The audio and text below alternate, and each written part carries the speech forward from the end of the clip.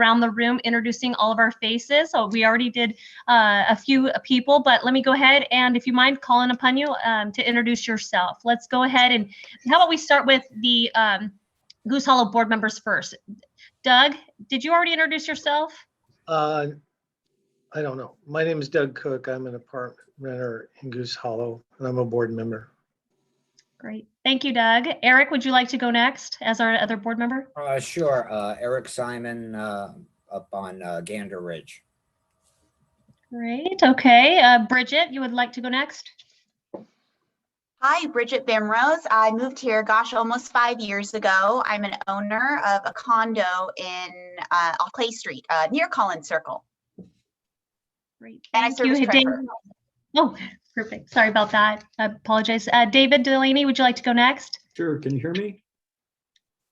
Okay. Yes, my name is David Delaney. I'm a first-year board member. I've lived in Goose Hollow on the Gander Ridge side for over 20 years, and I am a small-time landlord.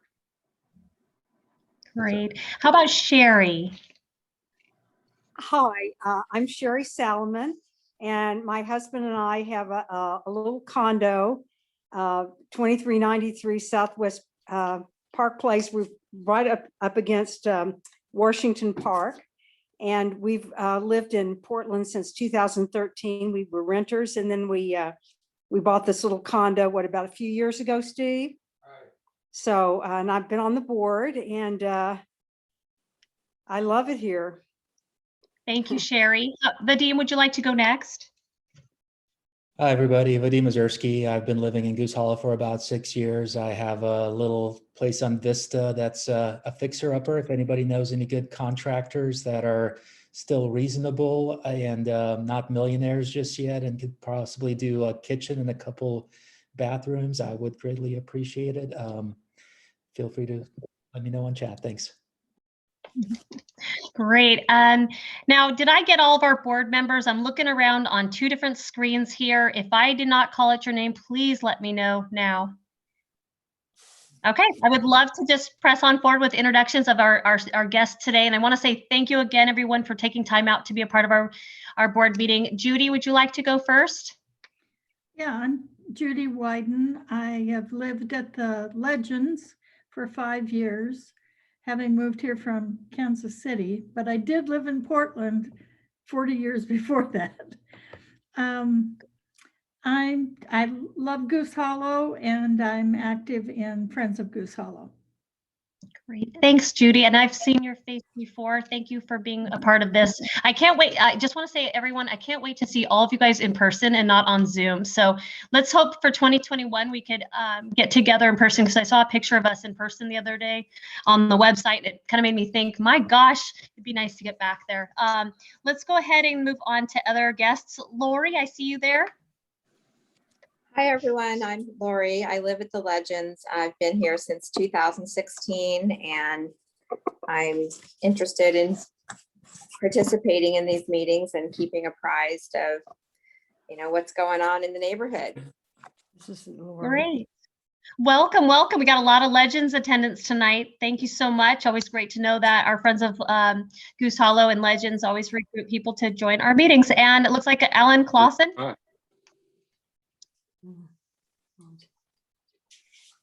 Maybe the microphone's not working. It looks like you have 2 different computers on, maybe. Is that why, Alan? Like, we can't hear you. We could come back to you. Okay, well, I'll introduce Alan Claussen. He's the editor and owner of Northwest Examiner's Magazine, and he faithfully comes to all of our meetings for many years. And if you've seen his publication in downtown Portland, it's fantastic. And then if he pops back on, let me know. And then I'm going to move on to, we introduced Connie Humphreys already. I think, I think we've introduced everybody.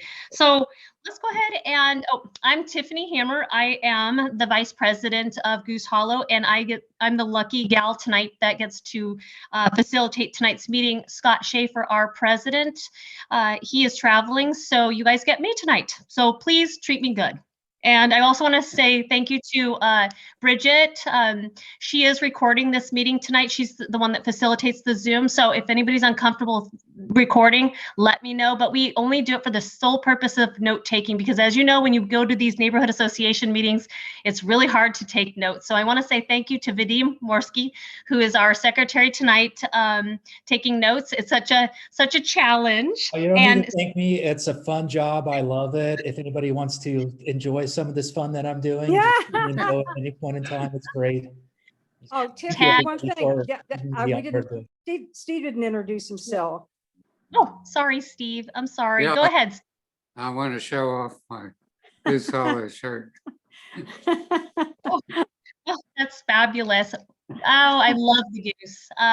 Thank you so much, Steve, for representing our neighborhood. And by the way, since Steve is wearing that shirt with the goose, I did put out on Nextdoor, and I want to start encouraging people in our community to buy banners and flags through Elmer's Flags. So if you guys want a flag, a Goose Hollow flag, it's on our website. Please reach out to us at livability@goosehollow.org, and we can talk to you about costs on that too, because I think we need to take pride in our neighborhood. But I do not want to derail us, so let's go back to Vadim. I want to say special thank you to Vadim. He put out the minutes. I do notice that Eric had some adjustments to the meeting minutes. Does anybody have anything else to add to the minutes so we can move forward with approval of the minutes from last month, March? Other than thank you. Thank you. Yes. I have Did a, everybody? I have a question. So the addition that I sent to you, Vadim, will that be added to the minutes? Yes. Okay. Great. So with the change or the slight changes that Eric had made, I looked it over. I hope all of you guys looked it over. Can we approve the minutes for March 2021? I move. You need to do a motion and someone needs to second. Yeah, Thank I propose that we approve the amended minutes. I second. Sherry, second. Dave. Okay, so Dave, thank you for putting that motion forward. Sherry, thank you for seconding it. And I did not, because I have two split screens, forgive me, I'm not Zoom techie. Did anybody object with their hands or nonverbals? Okay, great. Thank you. Okay, let's go ahead and move forward with our treasurer's report. Bridget, Bimrose, please go ahead and move forward with that. Hey guys, so in our savings, we have $5,125.50. And in our checking, it's $1,944.42. And since January, we've collected 12 cents in interest in our savings. That's all I have for you today. Over and out. Can I ask you a question, Bridget? If somebody wanted to donate, for example, to the cash or trash program, are we a nonprofit that's tax deductible? Do you know if that we have that status as the Goose Hollow Foothills League? I believe that we are, and I would probably work to get you that information through Northwest. When people make donations, we usually run it past them, and they kind of facilitate it, and then they send me the check, and I deposit it. So I'm pretty sure we are. Okay, great. We are a 501(c) nonprofit. Perfect.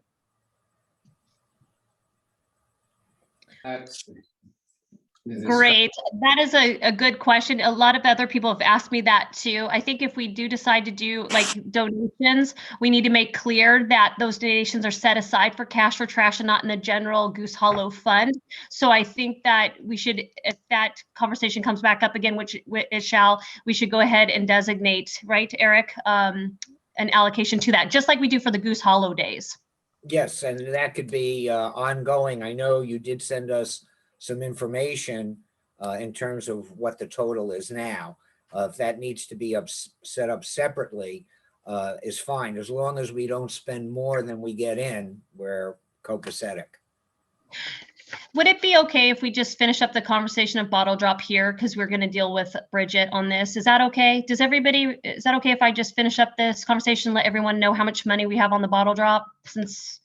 Okay, bottle drop has a current balance of $209.90. I won't go in specifics of cash or trash. I'll save that for later. But a deduction of $55 was made this month to pay me back for reimbursement for the streets. And so I did give that record to all of you guys in email because of transparency. And Bridget, my question to you is this going forward, refresh my memory. When the bottle drop fundraiser cuts a check, it's sent to Neighbors West Northwest. Tell us how you get the check reimbursed to me. I can't remember with COVID as well. I honestly don't know. What's happened up to this point in time is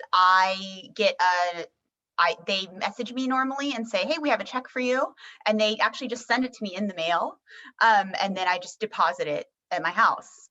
So there's no formal process. I haven't really been onboarded onto anything, but I'm happy to take the time and, do the necessary work so that we're processing that correctly. And I think as far as the only reimbursement I've given you, you submitted receipts a while back. I think that was for cleanup though.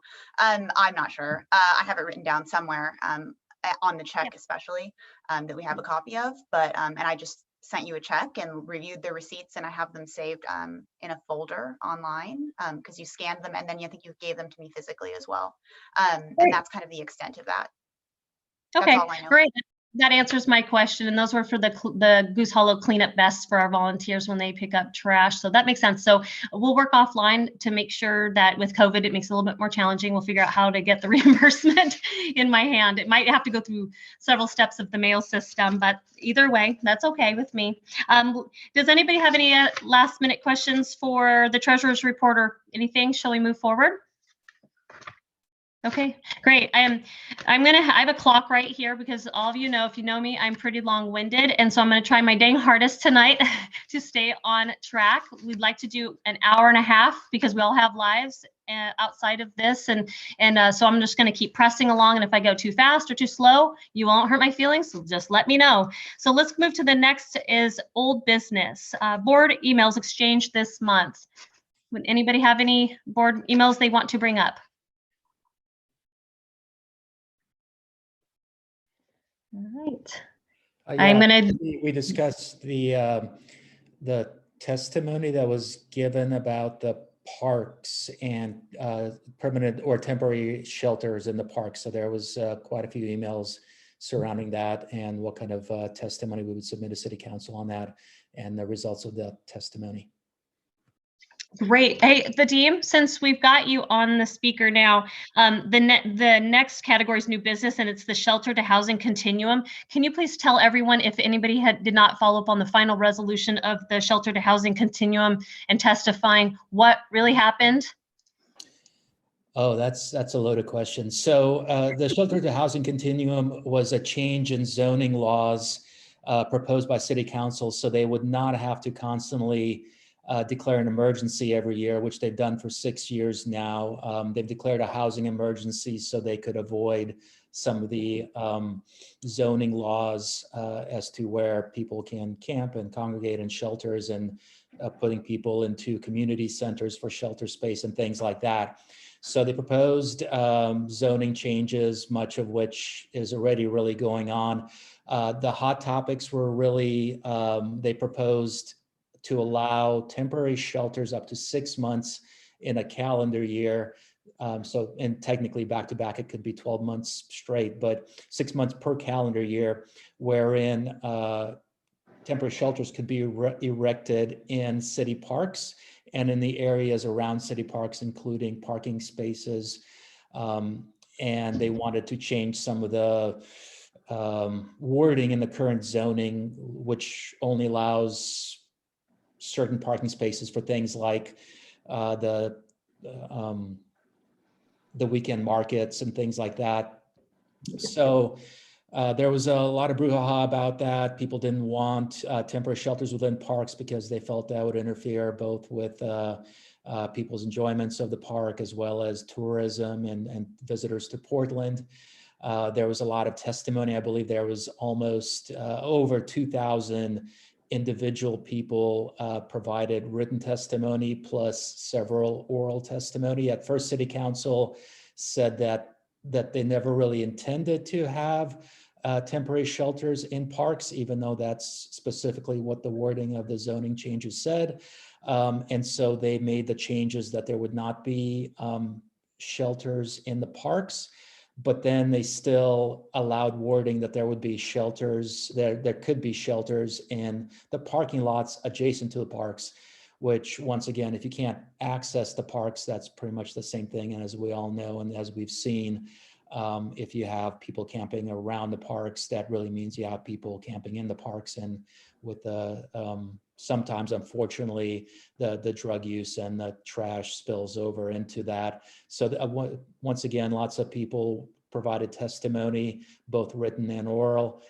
And City Council clarified once again that they would not allow, that they did not intend and would not allow temporary shelters in the parking spaces next to the parks themselves. But they also passed a emergency declaration for the, I believe the 7th year at this point in time, an emergency housing declaration, which allows them to avoid the very same zoning changes and laws that they actually passed in the housing continuum. So I don't know what that means, how to read those tea leaves. Maybe they only did it because it took such a long time for them to make the changes in the housing continuum, and they didn't want that there to be some sort of overlap. But it is kind of odd that they passed the emergency ordinance as well as on their way to pass the changes to the zoning laws, so they would not have to pass the emergency ordinance. Erica, looks like you had something to say.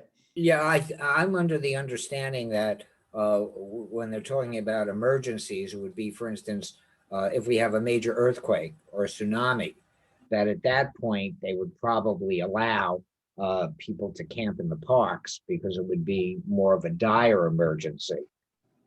And that's what they said as well. They reserved the right in case there was some sort of natural emergency to allow that. Basically, they reserved the broad right to declare an emergency to allow people to do whatever, whenever, which is the City Council's right. But I think the fact that they passed the housing emergency is in all respects the same thing. This is my lawyer hat, so I don't know. They probably don't intend it. They probably will say that's not their intent. But for all sakes and purposes, now that we have another housing emergency for another year, that allows them to sidestep, as they've been doing for 6 years now, zoning laws. Whether they use it that way or not, I don't know, but that's my reading. But you're right. Anyone else have questions about that? Yes, share, Steve? Yeah, I have a question. There was a provision in there that I read that they were going to see if there was other city property that was underutilized or not utilized at all that might be appropriate for these. Do you know what's happened with that? Nothing so far. They're looking specifically at parking lots. As you all know, on the east side by the river, there's a couple parking lots that they've used as temporary camping places. And then around those parking lots, there's certainly some unsanctioned camping as well. That's sort of the thing that they were looking at. If there's other places the city owns where they could shelter people temporarily. And when they talk about temporary shelter, it's not some sort of what people come to expect a shelter space. They're saying it means really anything. It could be tents, it could be RVs, it could be houses on wheels, which I assume is an RV, it referenced that, but not specifically. So temporary shelter means just allowing people to set up structures in city-owned land. They haven't specified what that city-owned land is. There's a map with like little colors of where that could be, and mostly that's on the east side because there's not as much density on the east side as there is on the west side. And so of course a lot of people on the east side testified that they want to have equitable distribution of that, but realistically speaking, there's more open land on the east side, so it'll be interesting to see what happens with that. And Before we have Doug ask another question, I want to say special thank you to Vadim, because if everybody here knows, it's so hard to keep track and thoroughly understand this continuum, because it changes so much, and people, the verbiage we're getting is just so hard to follow. So thank you so much, Vadim, for keeping a sharp eye on that. You advocate for our neighborhood, and I want to say thank you to people who testified at that shelter to continuum. Thank you so much. So Doug, how about you be our final question, if that's okay, and then we'll move on the agenda. my question, and it's more of a remark, is that on the east side, if you head toward North Mississippi Avenue or Delta Park,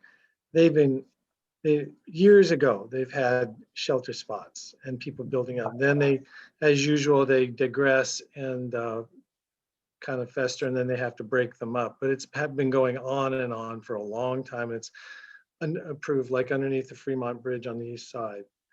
And so what they're really dancing with is lawsuits. And eventually somebody's going to get together, and it's not a lawsuit the city can win. But okay, that's just my remark. As we all know, temporary. I've yet to see a temporary solution. That has not been something that's gone on year after year. So that, yeah. Could someone enlighten me about a lawsuit? You mentioned a lawsuit and the city can't win. I need some more information if you don't mind. Thank you. Yeah, Sherry, I made that remark, and I'm not a lawyer, but there are precedents and usage rules for the property. And all somebody has to do is get together and create a big enough stink. Here's two thoughts.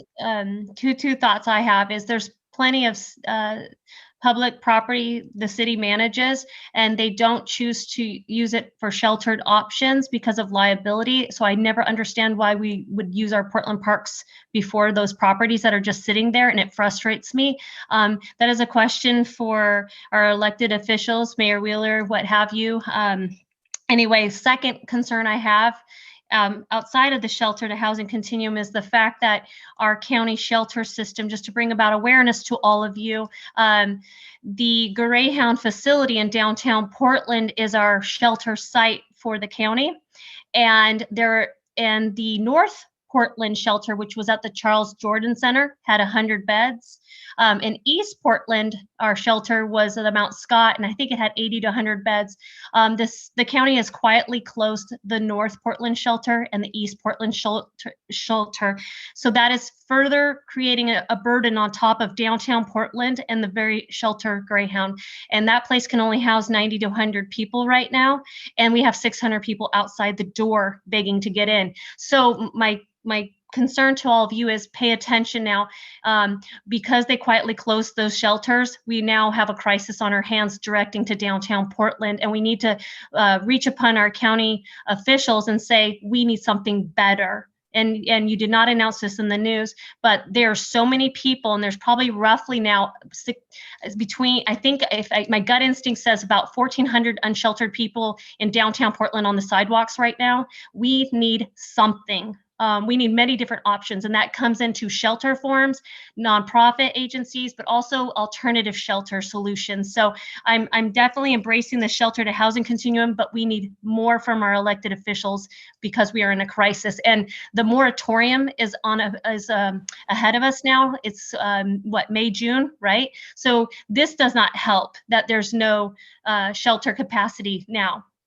So I strongly encourage that we have a shelter in North Portland and East Portland, because I don't think it's fair to put it all in one area, because that puts a struggle on an area, especially of downtown Portland, that's just now opening up with its economy and trying to get back off its knees and up. And we need all the help we can get. And that doesn't mean redirecting a unsheltered crisis on top of the very area that's suffering the most. So there's my soapbox. If you guys have any questions, you can find us afterwards. But shall we move forward on the agenda? Yeah. Okay. I'm going to look on my two screens, make sure I see two chats really quick. Let me make sure. Oh, okay. Marlene, she does not have her microphone on, but she said there was a lawsuit won in San Francisco, and she can find it on an email and email the group later. Sorry. Thank you, Marlene, for talking about that lawsuit. You're right. Okay.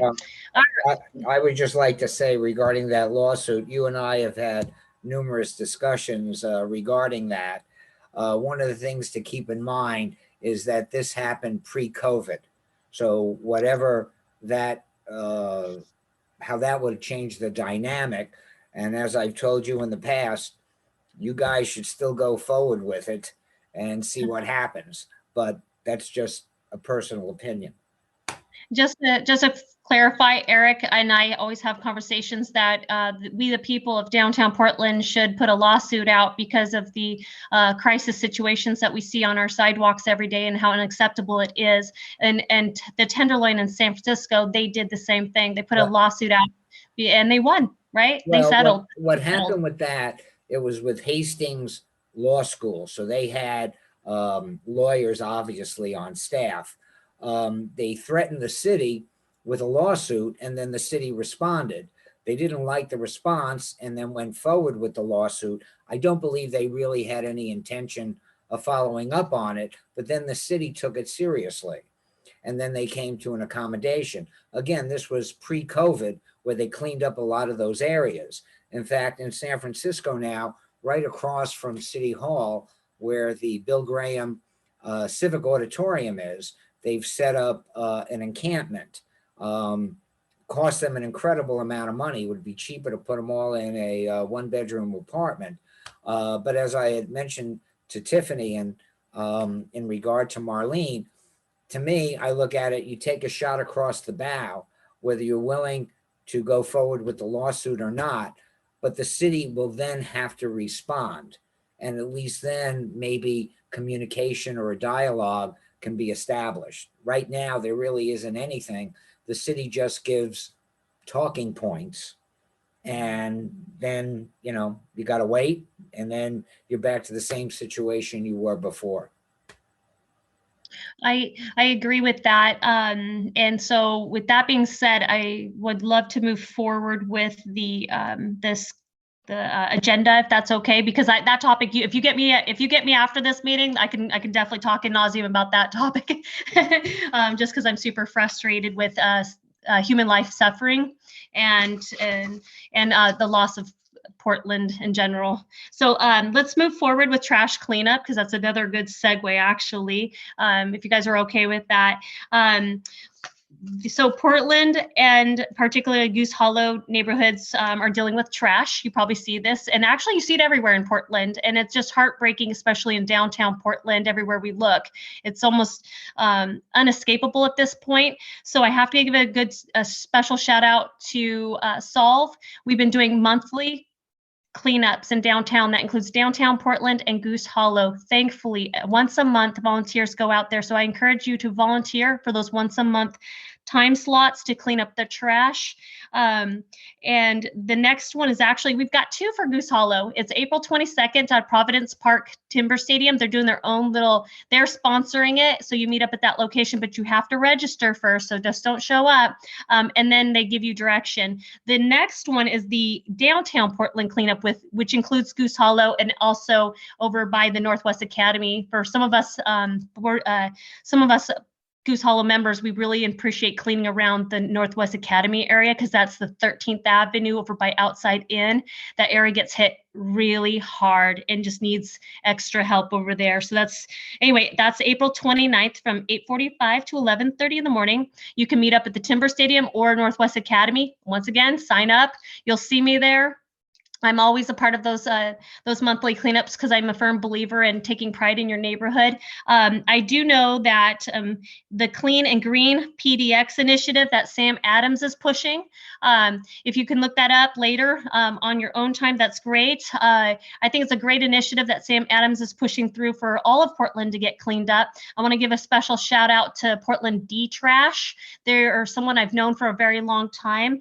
They go all over Portland finding areas that really need extra love and clean up. And they do a fantastic job. That Solve actually took over their program because it was a nonprofit. It was my friend Peter Brewer who started it, kind of like myself, saw a problem in an area, in a neighborhood, and then just went for it.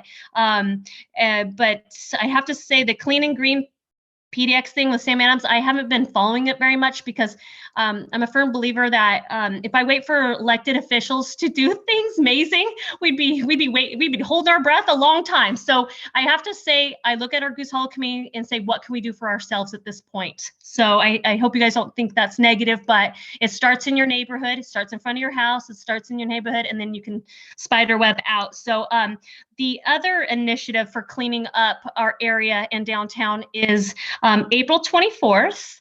It's from 9 to 12. It's on Earth Day weekend. We're doing a big 5 downtown neighborhood cleanup. That's Goose Hollow, Pearl District, Downtown Neighborhood Association, Old Town Chinatown, and did I say Pearl or Northwest District, and maybe the Southwest Hills. We're all getting together and we're meeting up at Directors Park at 9 a.m. for all of us over on the Goose Hollow in the downtown side. We'll start at 9, and the city has gave us people to teach, give us some instruction on how to clean the graffiti off the neighborhood, give us these cool kits. So if you do be a part of that, I strongly suggest wearing clothes that you don't mind getting paint on or solvents or dirty, you know what I mean? You're cleaning downtown Portland. Bring a water bottle. So if you get thirsty or if you have to wash your hands off to get the solvents off your hand, but it's 9 to 12 and it feels real good, and you'll know what to do because they'll give you great instruction, and then you can wrap up at 12.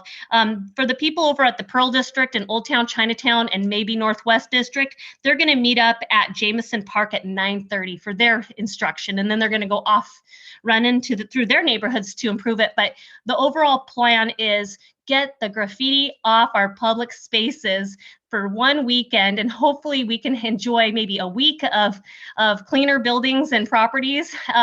Once again, these volunteers can't clean graffiti off of private buildings, but public areas, and that includes the ODOT areas too. We're going to work with ODOT for the freeways. So please send compliments if you don't volunteer. Let me know what you think of it after April 24th. I sent you guys some of the links. If you don't have the information, email me at livability@goosehollow.org and I will get you that information. Any questions on that, the graffiti and the trash cleanup?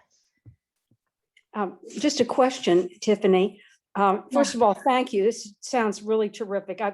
The graffiti really upsets me. It's very upsetting.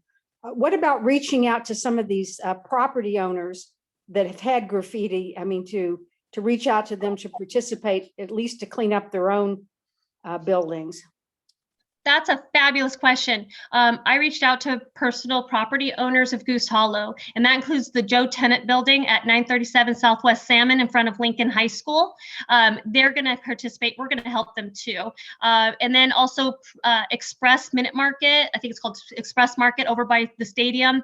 And there's a couple others that I said, please, can you just maybe that weekend clean up your exterior to be with us so we could have a bigger impact? Or if you can't, we can help you too, but we have to have a liability form. It gets a little bit more trickier with private property because you don't want to bring damage someone's property, not taking care of their exterior the way it should be. So it's a little bit trickier. But like I said, at least three businesses are part of that. And I want to give a little shout out to Joe Tennant. His building is across from Lincoln High School. And why I picked that location is just a heads up, our high school students are going to start back into hybrid learning next week. And so you're going to see young students walking through the area again. And that was my biggest concern, is making sure that they don't walk or get dropped off at school and look right there and see something super offensive that just makes them concerned about the neighborhood safety, if that makes sense. So their drop-off location is Southwest 14th. Due to COVID, they're going to have two sets of groups of classes, the AM session and the PM.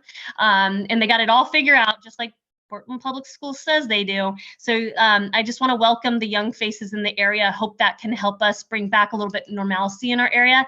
I hope it is safe enough for them as well. So yeah, anybody have any questions about that?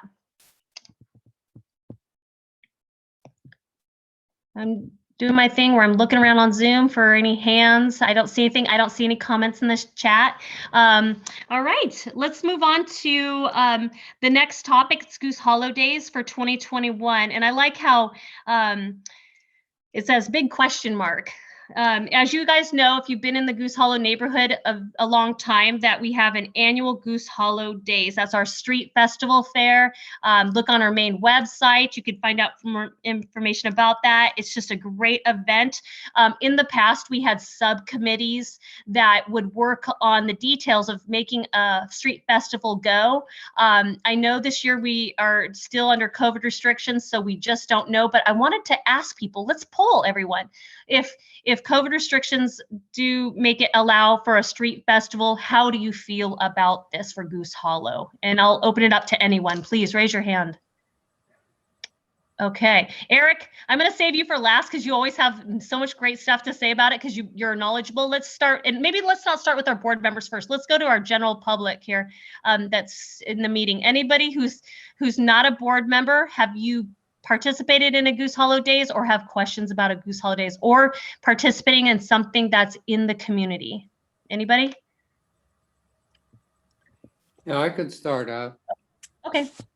Yeah, there are a number of committees that work on this, and they need time in advance to do it. So you can't just slap it together at the last minute.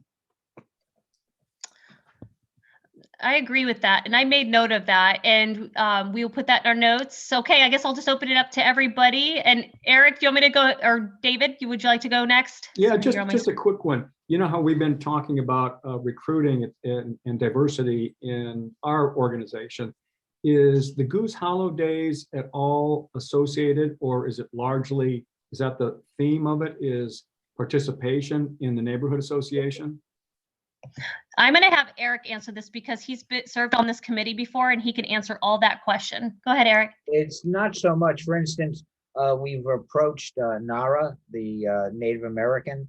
They had committed to participating and then didn't.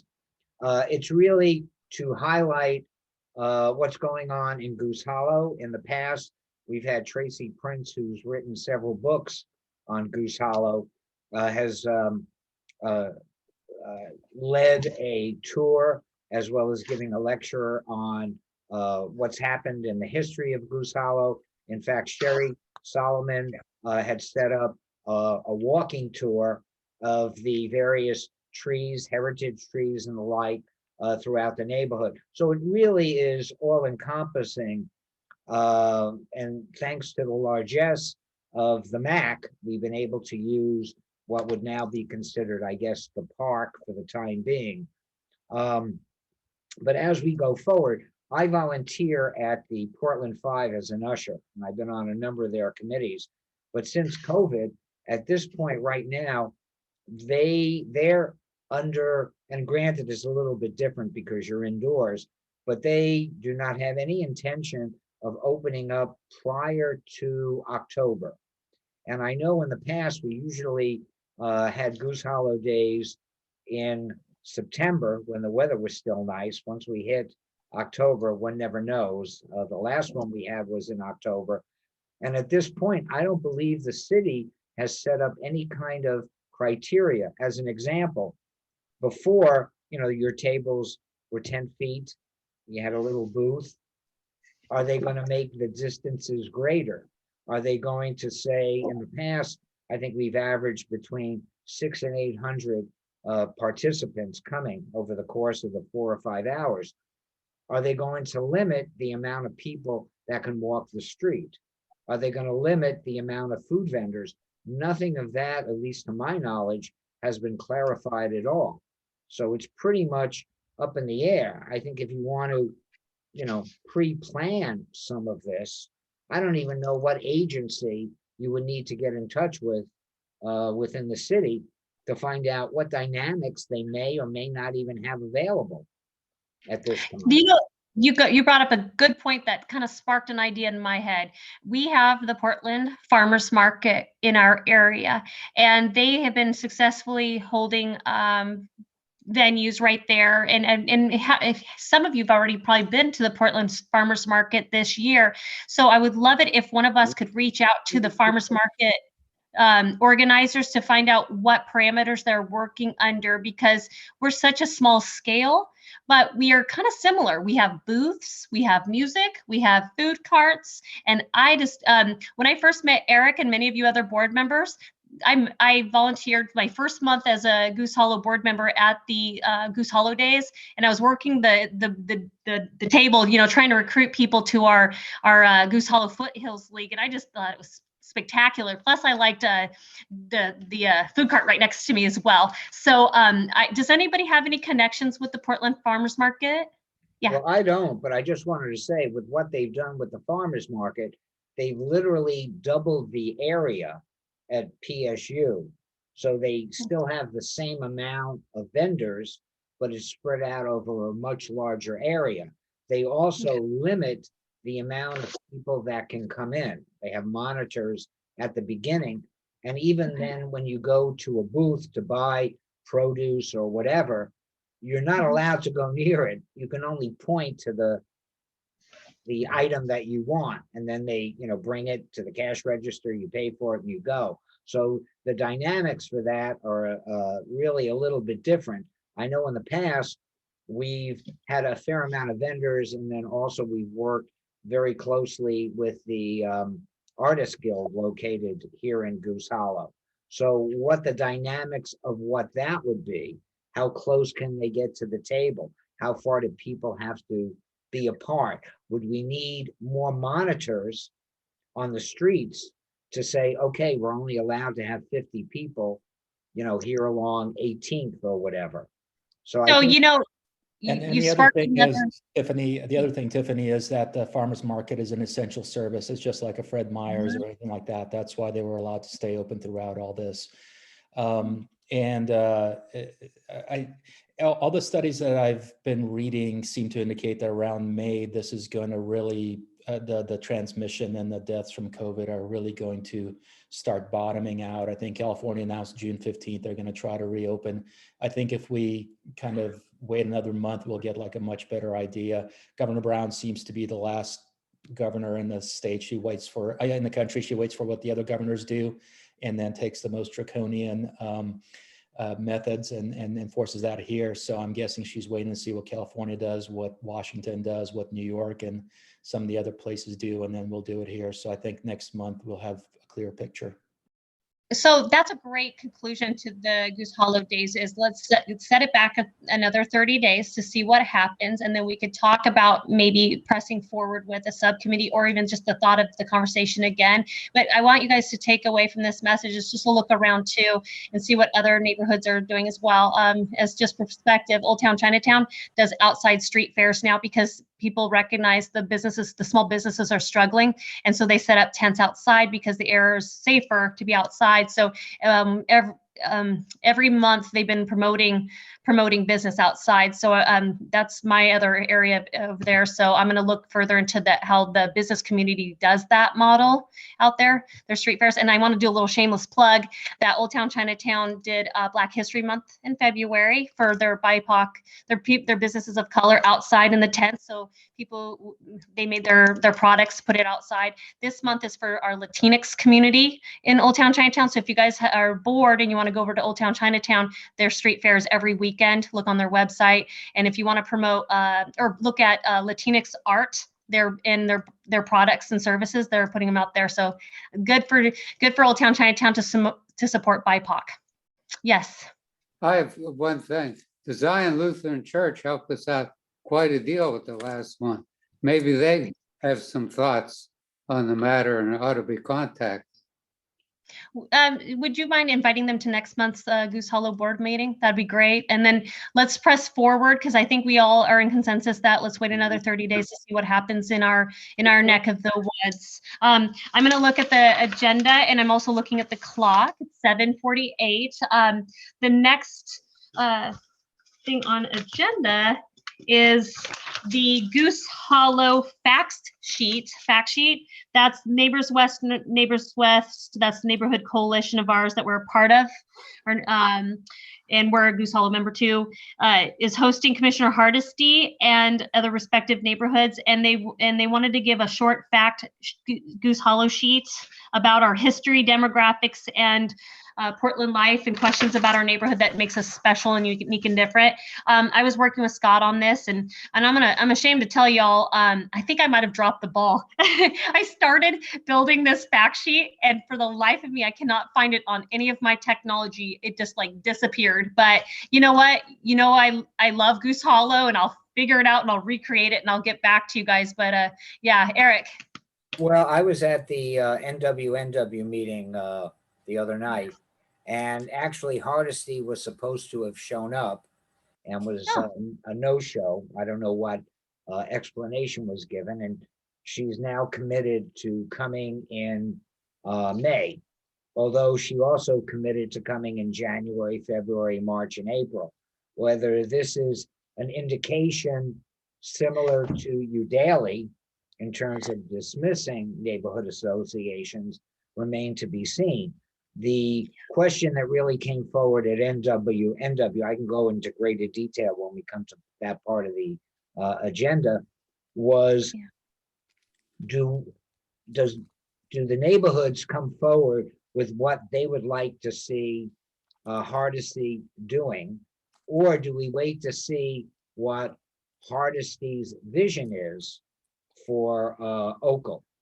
And right now, earlier she said she was unprepared because she had just started. This was a new position. I think everyone was under the assumption that Mingus Maps, since he had formerly been part of that agency, was going to get that under his vision. That did not come to pass. So I think it remains to be seen. The NWNW board is caught really between a rock and a hard place, because they really don't know what the expectations are with Hardesty. If she decides to follow the Udaly route, well, then there might be quite a few problems coming up in the future. But it remains to be seen what her vision is. There's absolutely nothing, I don't believe, in the public realm, with the exception where she had said when she was first given that committee or that group, that she said, no, she believes in neighborhood associations, but that's pretty much been it. It's just been lip service. So it remains to be seen where she is and where we, whether it's a coalition or as a neighborhood association, fits in. Eric, I appreciate that. And I actually might have you just finish up Neighbors West Northwest since you're already on it and you're rolling smooth. Is that okay, everybody? We might as well keep this conversation together. He already opened up the box of Neighbors West Northwest. Before you finish that, I do want to recognize that I have good relations with the 5 neighborhoods of downtown. And the number one topic that every neighborhood association asks me when I walk through the door is they want to make sure that Hardesty understands that our neighborhood associations are more than what she sees. And we need to show her how powerful and important we are, and how unique and diverse, because how quickly all the neighborhoods are painted with one brush, we're really not that way. Just because we're in this area or that area. So we need to bring to the attention of who we really are to her. And I know Downtown Neighborhood Association said the same thing, as they want to make clear she knows what they're capable of and what services they provide to their community. So thank you so much. And Eric, finish up the Neighbors West Northwest for us. Well, what came about was that Mark Seba, who's the executive director, will be retiring at the end of this calendar year. They're also considering hiring a consulting service for one of 3 phases to determine what direction the NWNW board needs to go in terms of more inclusivity and the like. That's really under discussion at the present time. Let's see, what else? That pretty much is it. The one other thing is, it looks like Swirl, which is a neighborhood association directly to the south of us that borders us is considering wanting to become part of the NWNW coalition. Sweeney, whether you're aware of it or not, has been kind of decertified by the city. And I bring this also to Alan Claussen's attention that at the meeting last night, it had been mentioned that Swirl's board was going to be voting on whether they wanted to join NWNW. I don't know what transpired from that, but from what I know of the ONI standards, it really has to go to a vote of their entire neighborhood association. It's not just a board issue. And so I have no idea what's going to be going on with that. It then has to be approved by Oakle and by Sue Gree. And then there are other things coming up to that. So that's being discussed and determined. And then as far as going forward with this consulting service, it's really an overview of where does NWNW want to be in terms of additional inclusivity? What groups would be allowed? Will they have voting rights? Will they be able to get monetary compensation from NWNW? At least that's my take on it. So this is all under discussion, and it probably will not come to any kind of fruition, I'd say, for at least the next 3 to 6 months. So it's really a work in progress. And the one thing that everyone needs to be aware of with NWNW, that as Tiffany had mentioned, we're closely aligned with a lot of neighborhoods that have very similar attitudes and or problems, which would be downtown, Old Town Chinatown, Pearl, obviously Goose Hollow, and to a certain extent, neighbors, the Northwest area. You also have a number of neighborhood associations that are part of the coalition that are really the suburbs. One of the groups, as an example, has a total of 500 families in their neighborhood association. They're not really dealing with the same problems that we are. So as NWNW goes forward, what we're looking forward to dealing with as far as certain urban criteria, it remains to be determined what these other areas will pursue as well. Eric, I thought you just did a fantastic job of summarizing Neighbors West Northwest, because I feel that way. Being part of Goose Hollow, I think we resonate, or we identify really with the 5 core neighborhoods of downtown the most. Once you go up over the hill, they don't feel it like us. They don't see it like us. And so with Swirl, which is the Southwest Hills Residential League, this is our bordering neighbor on Goose Hollow. So these are the folks that come through Goose Hollow to get to downtown, and we probably cut through their neighborhood as well. So they have definite interest in being a part of us, as opposed to breaking away from the Sweeney area, right? And they are also helping us with the downtown graffiti cleanup. Well, I was going to say one of their neighborhoods actually is now part of Goose Hollow, as well as Swirl. And that's because they kind of border downtown, Goose Hollow, and then I would refer to them as the burbs. So there are a number of neighborhood associations that can actually be part of more than one neighborhood association, just based on where their borders are. Great. Okay, now I'm looking at the clock, and I'm so terrible about keeping time. It's 7:57, so let's go ahead and move forward, because I'm starting to get worried about the agenda. The next thing on the list is small grants for outreach and membership drive, and I know that this is Bridget and Marlene, correct? Hi. Hi. No? Yes. Sorry, I was trying to get the mute undone.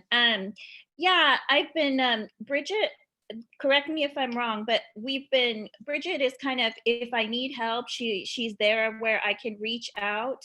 But Catherine has really kind of, am I wrong, Bridget? Is it, there's no good, okay. And then Catherine has kind of stepped in to really get involved in it. What we are, so I met with my sister. This is about the postcard. So I emailed Anastasia. We're still going, we're moving forward, but it is going to be more complicated. And it's also really hard to find the art that we want to place it. So Catherine and I came up with a new idea, which is, and I'm willing to donate the $50, but we'd like to have a contest at Lincoln and pay a student $50 to design what we want. I mean, not what we want, with the parameters that we want. So let me just give you, and let me find the email and I'll show you the parameters of what I was thinking. So the parameters are an iconic area of Goose Hollow, such as the Vista Bridge or Providence Park, something like that, depict of a diversity of people, race, ethnicity, persons with a disability, various ages, sexual orientation, gender, etc., and color preferred. Again, it's just a draft right now, and it was just an idea, but I think it's going to be easier than trying to find the artwork that we want to fit, because my sister pointed out all the issues with the what do you call it?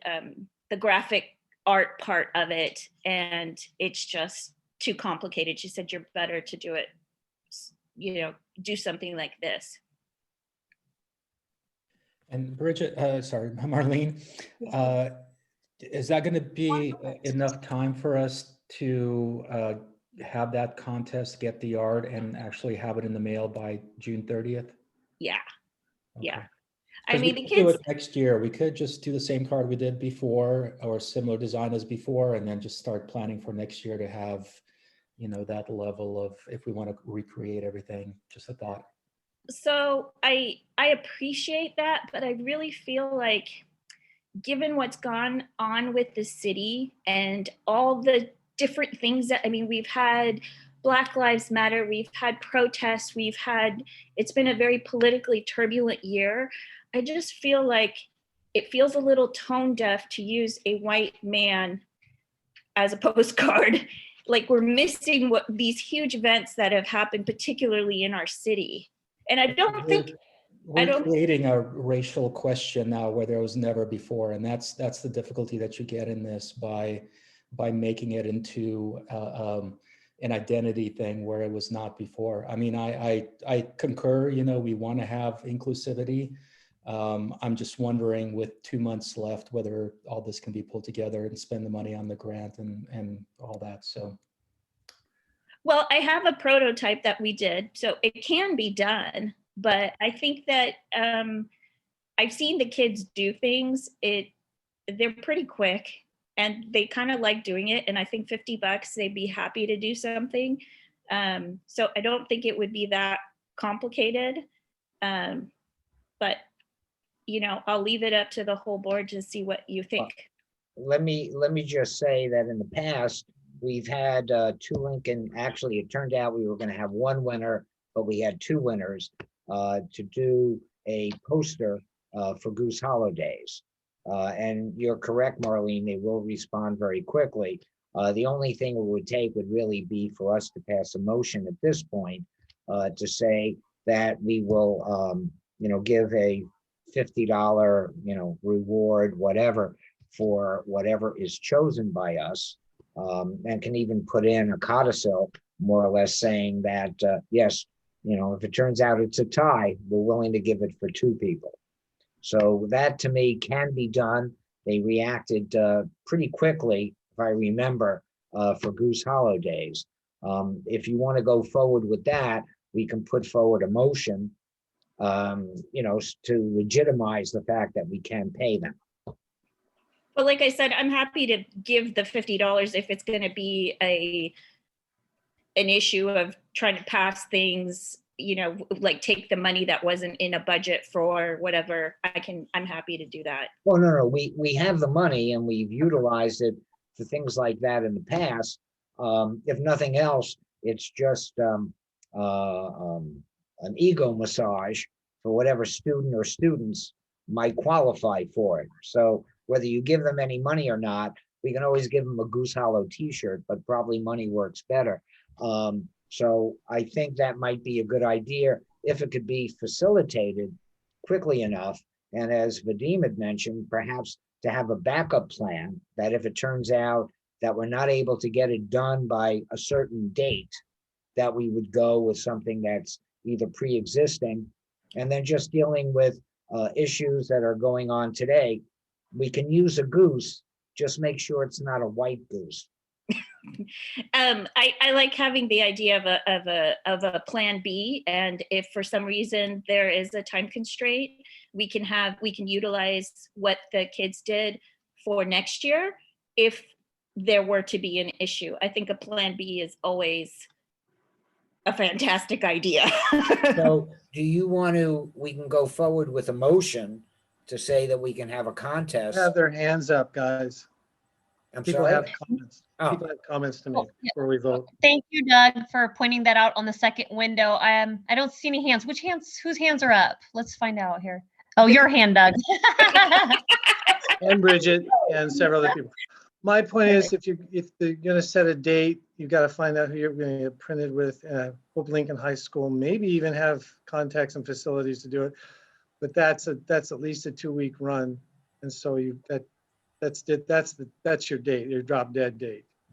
Get it done when you can, because printers are backed up and who knows what's happening right now. Before we pass the motion, can we pick a date we have to go to print with? And then also in the motion, I'd like to clarify whether the money comes from the general fund of Goose Hollow $50 or we do it from the bottle drop. I don't know. Like, what are we thinking here? The general fund? Go ahead, Bridget. It comes from the general fund. Unless there are certain things. Can I suggest that instead of cash, we maybe do a gift certificate to a local restaurant? Or do you think they won't be as responsive to that? Yeah, I don't think they will be as responsive. And I also think that with all the different food issues with gluten-free, vegetarian, and I know because I've had many of the Lincoln kids at my house, everybody has a different dietary issue. And I also think of it in terms of there are kids who are struggling financially, and I would love to be able to give them the money to do something with it. I mean, when I did stuff with Brothers of Color, there were 50% of the kids were on reduced student lunches. And so $50 means— Okay, no, that's fine. I think cash is king. We definitely want them to repurpose it. From a production point, I'm excited that I think we can do it. The timetable will be tight, and I'm glad Eric gave us a path to kind of like get this done through a motion. I'm glad people are talking about like the timeline and printers being backed up, because as someone that works in publications and I live and die by the deadline. It's going to be tight, but I think it's doable. And just one more thing, I didn't even know, I'm not proud of this, but I didn't even know really what neighborhood associations were till I saw the Goose Hollow Days like banners. And that led me to the internet, and it led me here. And so I just think that the power of like the Goose Hollow color and the goose itself, like some people may not even know what we are. So anything you can do to just kind of retain that. I think Bud Clark is really important. He isn't just, like some person we want to like banish or forget. We want to honor him and remember him and a lot of our history. But I think, focusing on Goose Hollow and getting our core messaging out while being inclusive is really important. So I just want to protect the integrity of our Goose Hollow brand. I'm thinking, just so we can move things along, how about I look at the calendar? I'm going to suggest May 18th, because our next meeting is May 20th. It's the third Thursday of the month. And I would love to get that. So Marlene and Bridget, could you do this contest right now? And then by May 18th, that contest ends. And then we could talk and look at the information, or the pictures, the images. And then after that, we could go to the printer and be done. What do you think? Yeah, so I just want to correct you. It's going to be me and Catherine Catherine. And she had something happen today, but we've been communicating. So Okay. So here, should I restructure the motion to say, I would like to put a motion forward to move, put out a contest to Lincoln High students for $50 cash to put together a postcard image that depicts the diversity piece that Marlene just specified by May 18th. And then we will use the money, the $50 from the general fund. I hope I didn't make that too messy, but did anybody follow that? Okay, Eric. I would suggest that you just put forward a motion that Okay. the Goose Hollow Foothills League will offer a $50 stipend or whatever you want to call it for a postcard that will be sent out to the neighborhood. We can also put in at that time that that the stipend or reward will not exceed $100. This way, if it turns out that we have 2 winners, which as I said, we had for Goose Hollow Days, we might be able to send out 2 different postcards. So, Okay. The basic thing is to keep it simple in terms of, the motion would be the Goose Hollow Foothills League will give a reward to the individual or individuals, not to exceed 2, whose postcard or drawing will be used in a mail out to the Goose Hollow Foothills neighborhood. I like the word prize. Can we use prize? Sure. Okay.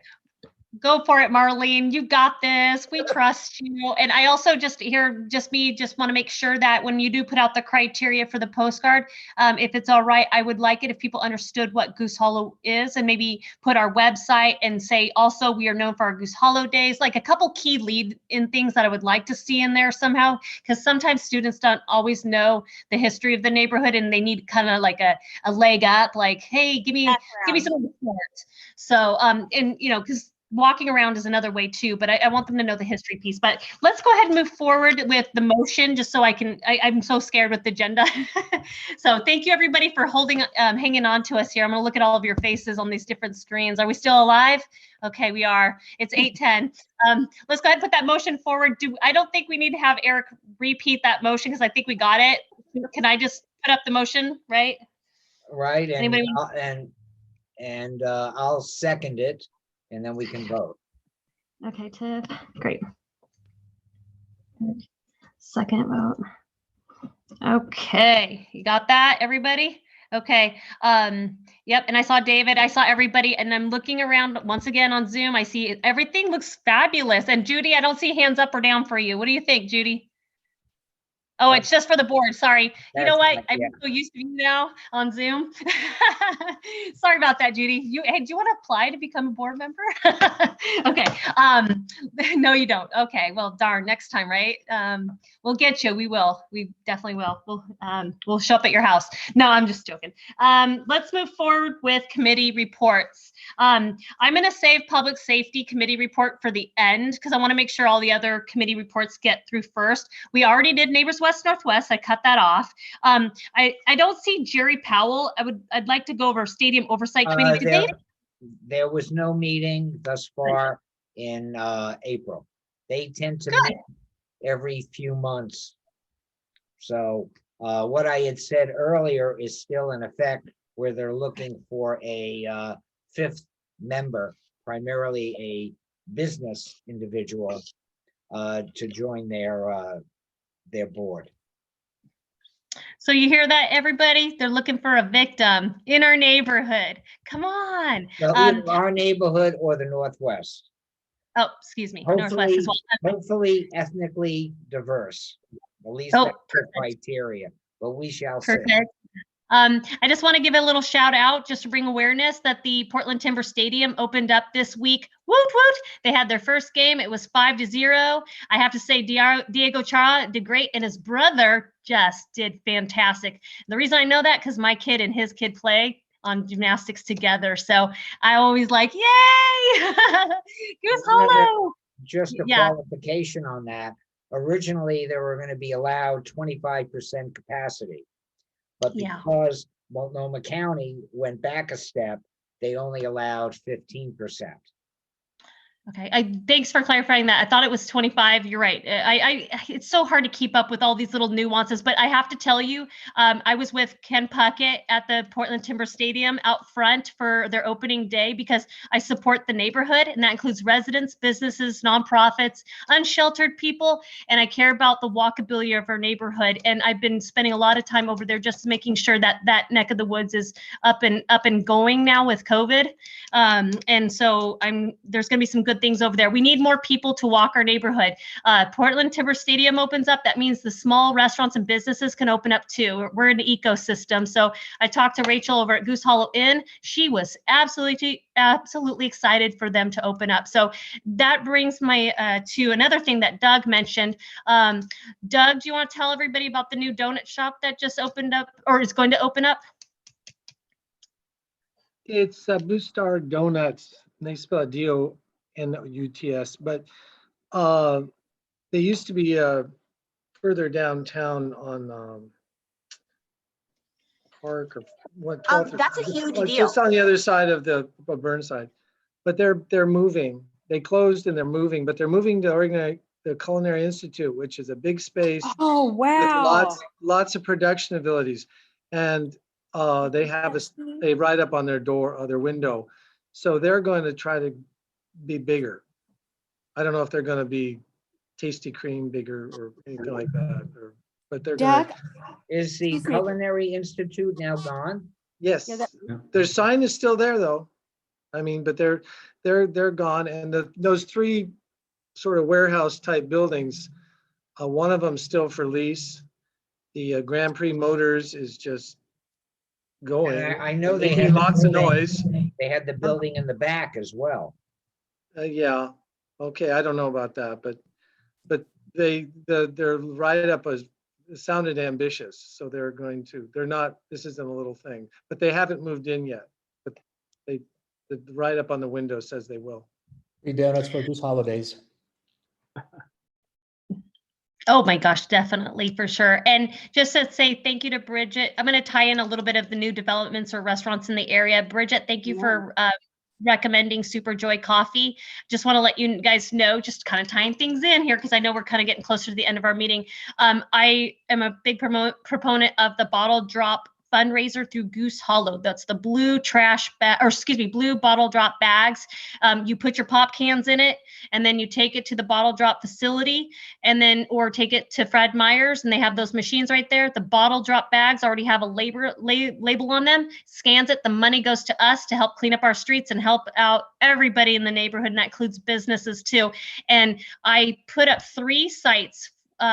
3 restaurants I picked in the community to put these little buckets with these blue bags. So if you want a bottle drop bag, go to the Hoff Coffee House or Rachel's Goose Hollow Inn to get a blue bottle drop bag if you want to help clean up the streets, trash for cash. The bottle can money goes to cleaning up the trash on the streets, and that's where we ask unsheltered people, please help clean up the trash, and we'll give you cash for that, because we all know that it's hard times right now. We have to be creative about this. But the other location where I put a cool little bin with the blue bottle drop bags is the Soup over at the Civic, and Vadim and I meet there at least once a month to promote that new business as well. So if you can go there. The third location is the Super Joy Coffee, which Bridget recommended, and sadly I met the owner there. It was great, and then I gave him the basket with the bottle drop bags, and then some unsheltered people went inside their coffee shop and stole my display. So we don't have bottle drop bags there, and they called me and they were just super bummed about it. So I know we're kind of moving into a public safety report. This is what I say to everybody for petty theft. Please file a police report, non-emergency police report, because every theft matters in our area, including the bottle drop basket that's inside super joy. And I know that the trend right now is, well, why should we even bother reporting these crimes when we don't have police services anyway? And it doesn't matter because we don't prosecute. But you know what? Coming out of this, we need data, right? Because, yeah, and I'll go into further detail with my partner, Vadim. We'll talk about crime statistics in a second, but I kind of jumped forward a little bit. Can I back up and go over one more committee before we get to public safety? Because that's my favorite one of all. Sorry, I'm biased. Is planning and zoning. And I know Jerry and Scott are on this together. And so Scott gave me instruction to let all of you guys know that they had a planning and zoning meeting April 7th, and the primary discussion was Block 7. And many of you on this call today have deep interest in Block 7. Scott, he told me there was no real developments yet on Block 7. And if you guys want to revert back to a board email addressed to Mel about this, you can get a 2-page summary. But in general, there's real nothing happening at this point from the last meeting. And I'm sure there'll be something maybe for the next meeting, but I'm going to look for hands because I'm sure there's always hands for Block 7, right? Any hands? Yep. Judy, do you have a hand? Okay, there we go. Okay. I have a hand. I attended that meeting on Zoom, and your report is accurate. We're kind of waiting to see if Mill Creek's going to do anything. Thank you, Judy. That makes me feel better that that's the case. And I'm looking at the clock, it's 8:20, and I want to make sure I get through public safety because I have some things I need to communicate to all you. But Sherry, can you be quick on your Block 7? Yeah, I'll just try to be really quick. I also went to the meeting. One of the things that was pointed out that in the drawing, they made that street look so wide and it made the building look appropriate. And was a lie. I mean, it was just really deceptive. So just wanted to let you know that. A good point. Let's make sure you bring that up to the next meeting when the development starts picking back up. So far, no serious movements yet to start, bringing up the situation. But yeah, I agree. But thank you so much, Sherry. And if you guys are okay, can we move forward with public safety? Is that fair? Sure. Okay, great. Well, so Vadim and I are gonna go back and forth on public safety, but what I really, really, really want to start off with is, many of you probably know that we've had increase in violence and vandalism and protesting in downtown and inner east side right now because of the shooting death of Dante Wright from Brooklyn Park, Minnesota. I just want to make aware that we lost another life to a traffic stop in Minnesota. So what you're seeing on the streets right now is a lot of protesting, and I'm going to have Vadim kind of step in here, but on April 12th, we started to see direct action marchers go into East Portland, and you probably saw in the news the destruction they did after 8 o'clock. Then they went, was it last night or the night before, to Kenton Park, same scenario. And then tonight, there's going to be a planned protest after 8 o'clock. They're expecting violence at Szymanski Park. That's your Portland Saturday Market area, PSU, and that's your neck of the woods. So I'm going to have Vadim talk a little bit more about this planned protest tonight. And I sent all of you guys the picture of the planned protest. Did everybody get that from the board? That direct action advertisement? Okay. Vadim, would you like to pick it up in terms of the warnings for that? The latest is that it might have been postponed. So I got an email just a little while ago, a couple hours ago, that there's discussion, that the police has heard discussions that it is going to be postponed. There are other ones planned. So on the 19th in Woodlawn Park, and then there's another one this Friday at Directors Park. So when's the 19th? Is that? I don't have that with me. So Thursday, so like Saturday or Sunday, whenever the 19th is, at Woodlawn Park. But this Friday at Directors Park, it says autonomous demonstration, which usually means graffiti breaking windows. Be water, which has meant different things in the past. It means don't be noticed. and they also used that at one point in time to actually, when they came to clean the windows in the Pearl. So hard to say exactly what's going to happen at Directors Park, but they are watching that. I was going to go down to Shenensky Park, and I might actually just cruise around there to see if anything's going on. Some people might not have heard the fact that it's closing because they're anarchists, but that's what the latest email says. I want to bring clarity to every time we have a protest in our area near PSU. The two past times that has happened, our historical society, our PSU area, our churches been vandalized, set on fire, guns have been shot through, or bullets have been shot through business windows. So I cringe a little bit for Goose Hollow because I think that after 8 o'clock at night, bad things do happen, and I'd rather peaceful protesting. So let's just be vigilant, and if that's a word, excuse me, I'm getting tired tonight. But for our Goose Hollow neighborhood, we have to pay attention to what could bring us danger. Be safe, and so I'm thankful for Portland Police to let us know in advance to be careful. I have to say, if you're okay, Vadim, the police did give me a statement that I would love to read to all of you, because they wanted to make clear that the Goose Hollow community understood that what happened transpired in Minnesota with Dante Wright and the taser gun. They wanted to explain why they think it would not happen here. And I really appreciate this thoughts, because this is what we think about all the time right now is, oh my gosh, how did that happen over there? Would it happen with Portland Police? So this is their statement. If you mind if I read it? Is everybody okay with that? Okay. Okay. Says, I want to talk about, now this is our central precinct that's saying this. They want to talk about the processes Portland Police Bureau has in place to drastically reduce the chances of a taser-like similar event happening here. Not sure to what extent these same processes and systems are in Brooklyn Park, Minnesota, so I don't want to cast aspirations on Minnesota. I simply want to point out what we are doing on our end here in Portland. First of all, our taser retention system is different from our handgun retention system. That means that there's a different motion required to remove the taser from its holster.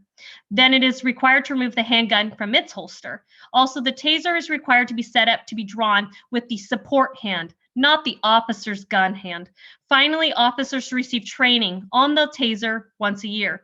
That training includes both classroom updates and practical portion, where officers are required to repeatedly draw their tasers. Okay, so does anybody, I don't really know how to answer this question, but does anybody feel a little bit better that they do put out a statement about this? Could I say something? I'll try to be quick.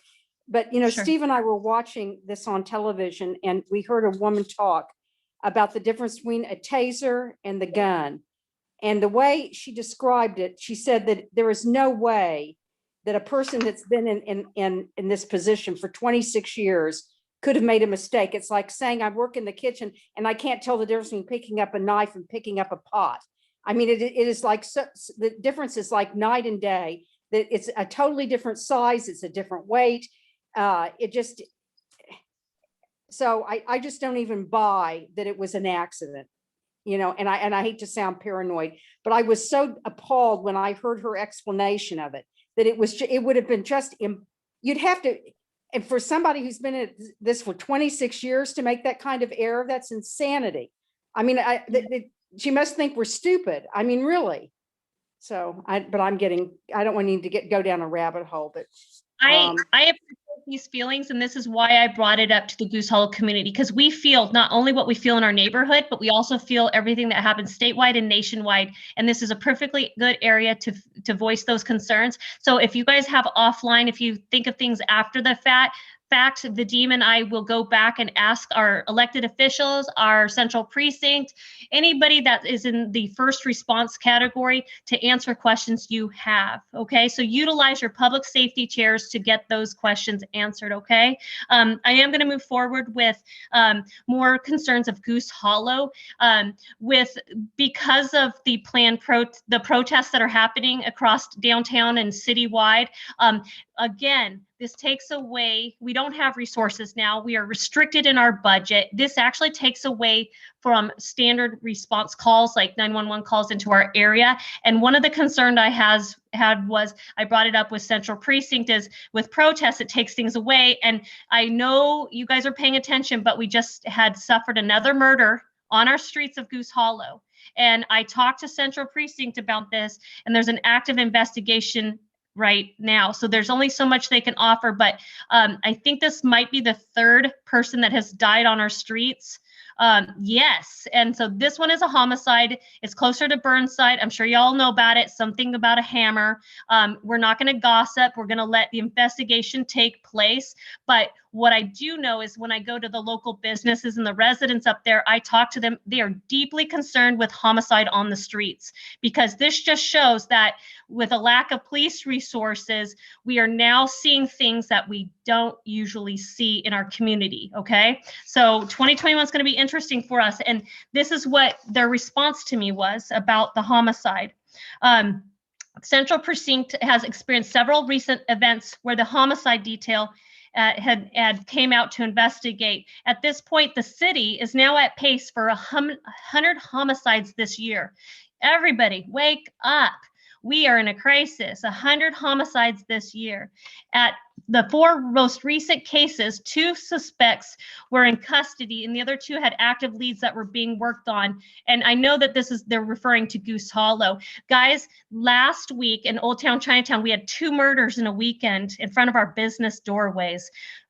This is a big deal downtown. And so what they're trying to do is, this is prior to the protests, they're trying to figure out, oh my gosh, we have homicide situations. And so they wanted to increase the number of like directed patrols out there to show the community that it could be safer but the problem is with planned protests, there's only so much they can do. So they said that they wanted to bring us a sense of safety in our community by putting extra people out there on bicycles.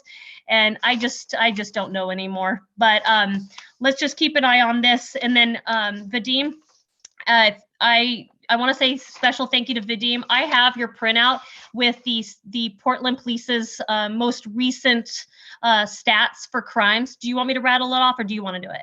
Go ahead, feel free. Okay, so thank you, Vadim. For Portland, here's our updated calls service report. As expected, Portland police response times have decreased since the height of the riots in the summertime, but we're still above pre-riot times. Murder rates are a whopping 527% up. Arson up 81%, no shocker in Goose Hollow. Vandalism up 36%, aggravated assault up 28%, burglary up 12%. Lesser crimes are actually down, but probably because people are in place and remain locked down. So my thought to this is, or we're just not reporting it, because we know that they're not prosecuting anything because of COVID and there's only limited jail bed capacity.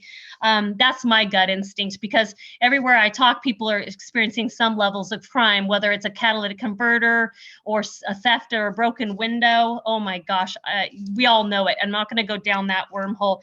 But and then in closing, I think Vadim has definitely put a little comment here. I guess we need more park rangers to address this, but I have to give a little concern. Why is our Portland parks always at the beck and call of every broken political need right now? You know, like unsheltered, here, use the Portland parks. Oh, by the way, use our park rangers for the homicide rate. That's up 527%.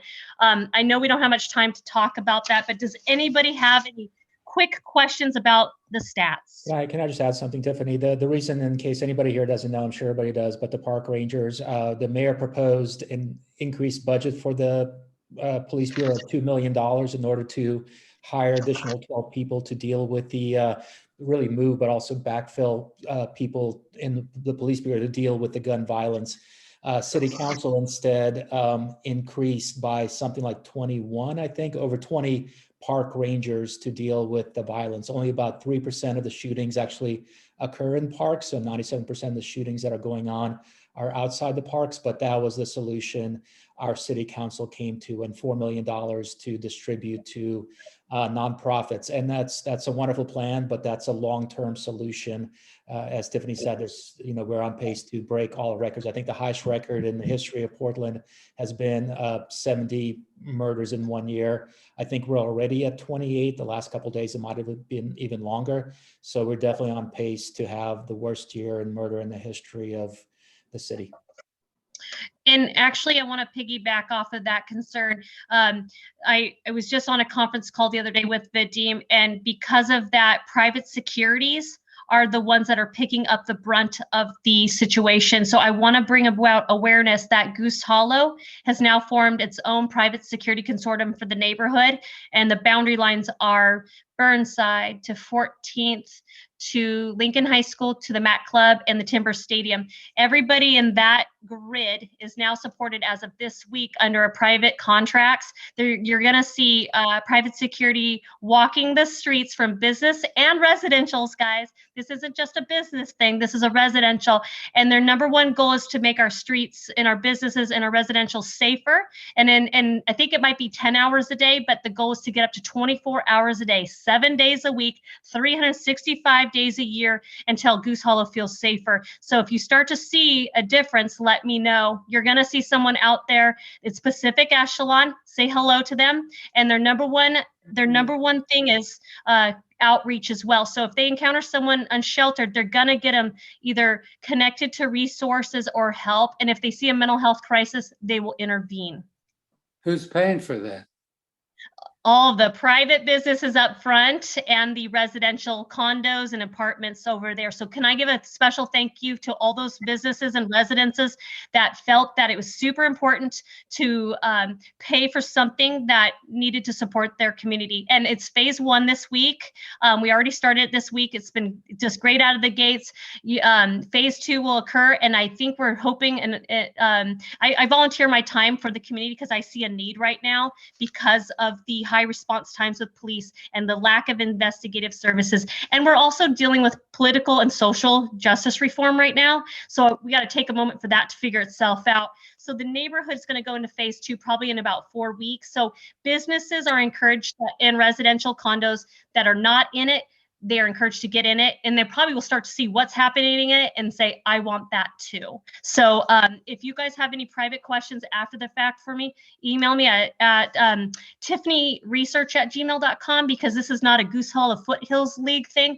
This is a community thing. And by the way, this consortium is not generated by a business district. This is actually generated by the created by the community out of necessity now. So questions, email me at my private email and I'll let you know. Anybody else? No? Just thank Okay. you. Just thank you so much, Tiffany.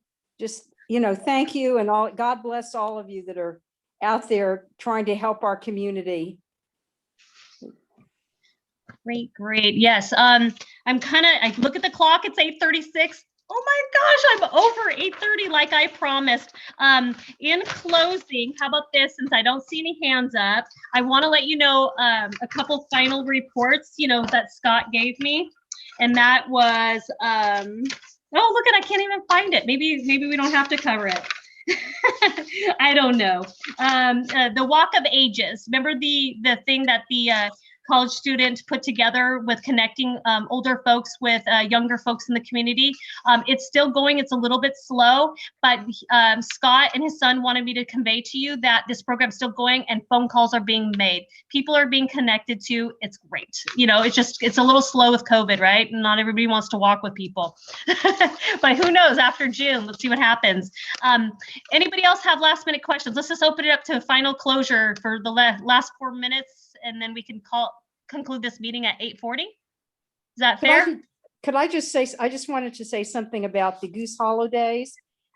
Is that if we do it, I really need to give a lead time to Martin Nicholson, because he has been volunteering he's our curator of the Hoyt Arboretum, which, as you know, is a world-class arboretum, and he has volunteered his time to give tours If he can't do it, he can send us to somebody else. But I do need to give him lead time so that if we do the Goose Hollow Days, which usually typically what we've been doing is we've been doing it on a Friday night, and then Saturday we do the Goose Hollow Days. And on Sunday, Tracy's been doing some kind of thing at the Mat Club, some kind of a historical tour or whatever she wants to do. So we're going to revisit this next month, and I know we're all on this call. We'll make note of that extra piece of information, because that's something that you will have to do once we get our bearings and figure out what the state's going to do with this kind of, the people count. But I just wanted to, in closing, I'm drawing a blank. I wanted to tell you something. Just lost it. But yeah, you know what? It doesn't matter. I lost my train of thought. But I just want to say a personal thank you to all of you guys tonight who stayed this whole call. We covered a lot of territory tonight, right? So thank you, everyone. And thanks for being easy on me tonight. Any last, oh, you know what? I know what it was. I swear, I'll be quick. April 17th, please do public testimony that's written or oral for the police budget. Vadim, do you want to quickly go over how people do this? We sent you the information, but if you feel that you can't endure any more of a budget cut to the police cuts, I want you to write testimony. Tell your friends and your neighbors too, and write it from your own perspective of what police budget reductions does to you in your community, okay? And if you don't want to, but if you do want a budget cut, that's fine. But if you feel that your safety needs are not being met right now, that budget directly impacts that, and they need to have your input. Vadim? So yeah, just quickly, I put in the chat the link if you want to provide written testimony. There's a different link if you want to do oral testimony, but it's by lottery and they only allow 30 minutes, 2 minutes per person. So really only about 10 people by lottery. It's really hard to do the oral one, but the written one would really help. As of yesterday, I checked, there were only 19 people who submitted written testimony about the budget. Commissioner Hardesty has posted on her Facebook page to try to get people to submit testimony about shrinking the police budget. So I suspect there's going to be quite a few people, probably over 100 people that'll, based on that Facebook post, that'll be advocating for shrinking the budget. The police budget has already been shrunk by over $24 million. So they haven't been able to backfill hiring. They're down about 100 police officers, which is one of the reasons we have such a high response time. And if this budget cut gets passed as is, it'll be $10 million. And once again, they will not be able to hire. It takes about 18 months to train an officer. So this will have ramifications for a long time to come. So if you have any thoughts about that, please just click on that link. It's a very small, simple form. And, feel free to write essays, but also feel free to just say, whatever it is, support the police, don't support the police, whatever it might be, but anything helps. Thanks. And I just hear Tiffany with always an opinion, right? A final opinion. I was just sitting on a meeting with Vadim.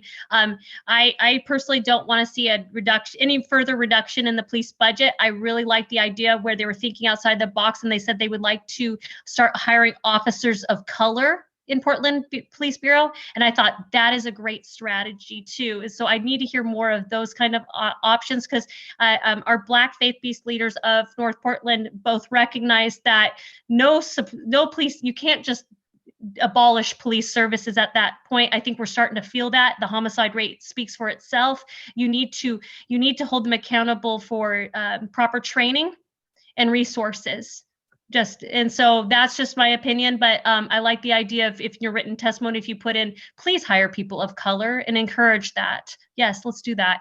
And then in closing, I personally will be volunteering my time April 24th in Old Town Chinatown to the Seen and Be Seen event. That's a burnt out taillight bulb event where I will personally help people of color who feel fearful of traffic stops. If they have a tail light that's burnt out, they will come between 12 to 5 in Old Town Chinatown, and we'll personally switch out their bulbs, and then we'll educate them on and talk to them about the feelings of fearful feelings of traffic stops. And the goal is, if we switch out the bulb, then that would maybe save a life or reduce the number of traffic stops for the future. So again, I want to give a special shout out to my partner, Don Merrill. This is his nonprofit. This is his vision, and I'm just merely supporting it because we have an auto shop and we can make that happen. If this takes off, you're going to see it in the news. You're probably going to see a lot of people coming down to talk about their feelings on unnecessary traffic stops,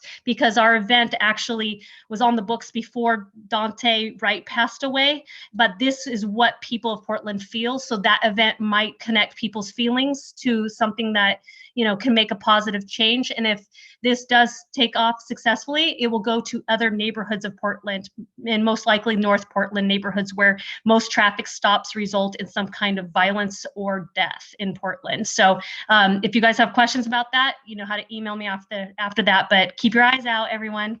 Our communities are doing good things. All right, still anything else?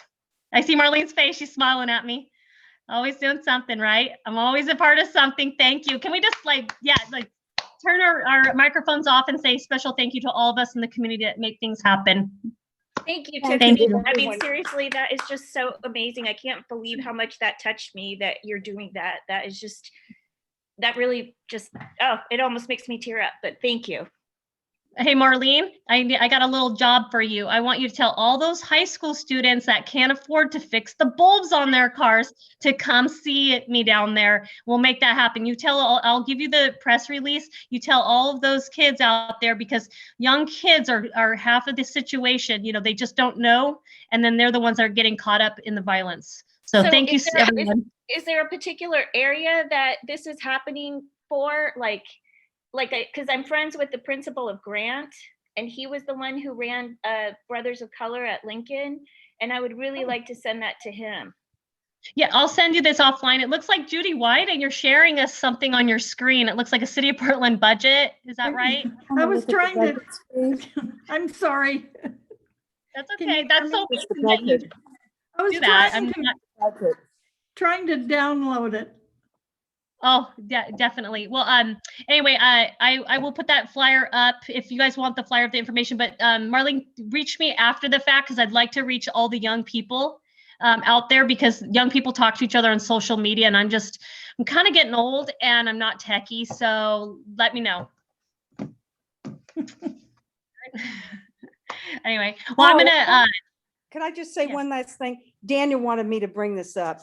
You know, we've been trying to save Block 7 because of the trees. I mean, we're in our planet is literally burning up. I mean, and these trees are so important. And Daniel wanted me to convey to you that he saw an entire flock of some kind of warbler that's a migratory bird, a flock of them, and how extraordinary it was to see them in Block 7. And that if we lose those trees, these birds, they're not on the endangered list, but they're very close to being threatened. And these wonderful little songbirds, if you've ever seen these little yellow warblers, and they just sing, they sing like angels. And it's just every time I think about these wonderful birds, and to knock down all of these magnificent trees for more parking spaces, for God's sake, and it's just the birds have no place to go. There's a downy woodpecker that nests in that what is it, the maple, Steve, the big leaf maple, Yeah. that we saw, that the warblers that come through there, and it's just heartbreaking. I just want to cry for these birds. Well, I'd like to end on a good note, because I agree. Public safety is such a buzzkill, but the birds makes me think that people in our community are still paying attention to the beauty of our community. But I think I might be with Steve. He looks like he's falling asleep back there, and I would love to go to bed tonight. So I think that's a good closing. Steve, you just saved me. It's 8:45, and I'm 15 minutes over, and you know how I can just go over everybody. But thank you so much. We are going to conclude this meeting. Thank you again, and we'll see you next month. Tiffany. Thank you Good for all job. your work. It's just marvelous. We Nice really work. appreciate it. Thank Fabulous. you. Thank you. Thank you, all of you. Bye-bye. Thank you. Bye-bye. Good night, Bye, everyone. everybody. Thanks. Hey, Vadim, Yeah, how's the note taking? I got everything except said how much money we have, but so I'll read the recording. It should only take me a few minutes, but you talk so fast.